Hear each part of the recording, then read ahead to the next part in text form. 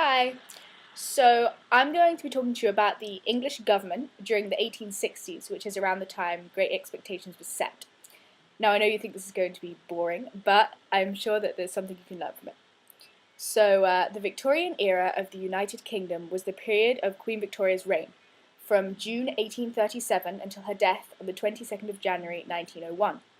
Now I bet some of you don't even know who Queen Victoria was, so I'm going to give you a brief summary. Victoria ascended the throne at a time when the United Kingdom was already an established constitutional monarchy, which meant that the King and Queen's rule was restricted by the government, and the government advised their decisions. And even though they did get to make the final decision, the Prime Minister and the government had most of the say. However, she was a very important symbolic figure of her time. The 80 years of Victoria's life can be split into two halves. In the first, there is a beautiful young queen who married Albert of Saxe-Coburg-Gotha, a German prince, who she had 9 children with. They reigned as equal partners in all but name.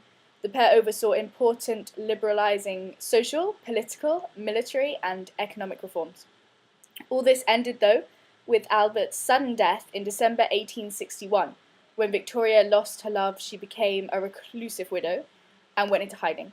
Some say she mourned him so deeply she ordered her servants to lay out his clothes every morning, which is quite strange. She was given the nicknames Widow Brown and the Widow of Windsor.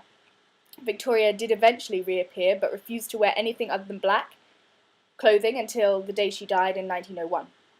Victoria asked for 2 items to be in her coffin with her. In one hand she wanted Albert's dressing gown, and in the other she wanted a lock of his hair. Now, I know you're probably wondering why this is related to the book, and the astonishing thing is that it really isn't, which is so shocking because around that time, 1858, 1859, Charles Dickens was writing plays and they were being performed to the Queen. So it's strange that the book, which was written around that time as well, she wasn't mentioned in, not once.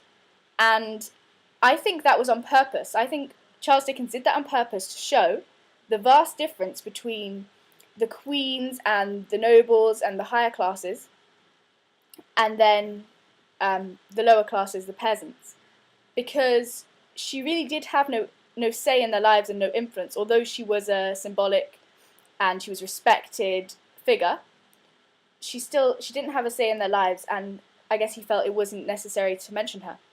So I think that's, even though it's not something that's said in the book, I think it's important to understand. And I think it is there, she's not mentioned for a reason. Her absence does show something.